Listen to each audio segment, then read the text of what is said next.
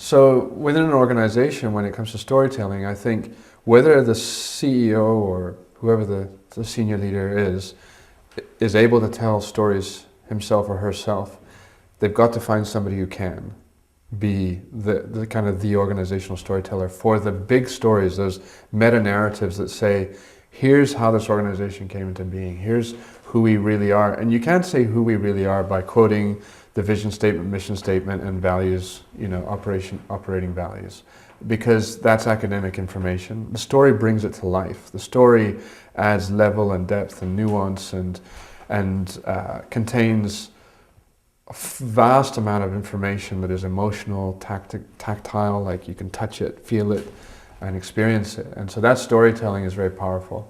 The second level of storytelling would be the little stories from experiences within the company, experiences maybe of salespeople or of one particular incident that a executive team went through that bring to life, this is why we hold to this value or this principle.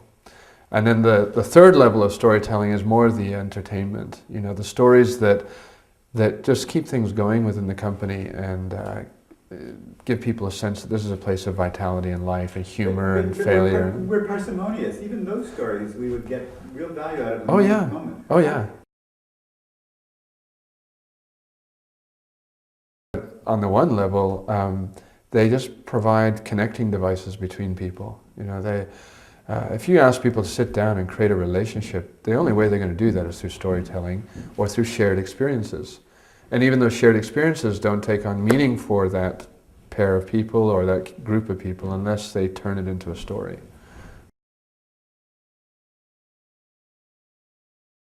In narrative, there's multiple layers of meaning. The telling of a story ensures that as much of, I guess you could say, as much meaning as possible gets transferred to the other person or to the hearers. And whereas if, like I say, if you break it down to this is our vision or mission or, this was our history, we were here, then we were here, then we were here, all that gets lost. The story, there's stuff that even the teller isn't hearing. In terms of that, there's legitimate meaning present in a story that even the teller doesn't necessarily know about, because it's in the story, it's not in the teller.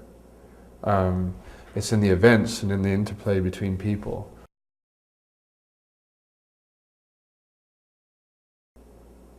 Well, I guess that's true on multiple levels, whether it's something internal, like a political problem within the organization, or whether it's looking forward to where you're wanting to go strategically. But getting into the soul of a situation is I guess is about finding the deep meaning that underlies whatever's going on. And if often one of the things that I see about organizations is because they don't dig that deeply to look at that, they set courses with themselves that are actually not sufficiently rooted in those truths about who they really are and who they're really not. And so they set a course for themselves that is slightly just off. It has truth about who they are in it because they intuitively know it and it's there. But there's also other stuff, in a sense that they bought into what somebody else's soul is. Their competitor over there. They're watching the actions of a successful competitor and saying, well, we should imitate that.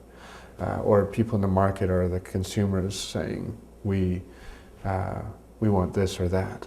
And so the tendency is, I guess, to be drawn and swayed and tempted, seduced, one might say, by these things rather than being true to who we really are.